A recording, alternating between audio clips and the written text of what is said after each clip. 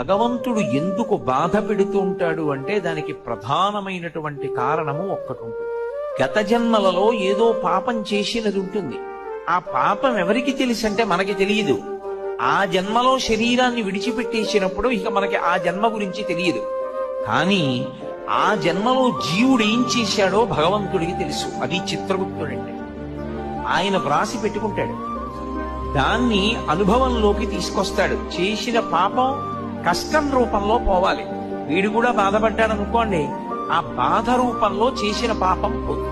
ఎప్పుడో ఎవరినో అనరాని మాట ఏదో అన్నాడు. వాళ్ళు చాలా బాధపడ్డారు. 2 గంటలు వాళ్ళు బాధపడ్డారు కదూ. ఆ బాధపడినట్టే ఇప్పుడు కూడా నిన్ను ఎవరో ఒకళ్ళు ఏదో అనరాని మాట అంటారు. నువ్వు 2 గంటలు బాధ. ఈశ్వరుడు గత జన్మలలో చేసిన పాపాన్ని దృష్టిలో పెట్టుకుని ఫలితాన్ని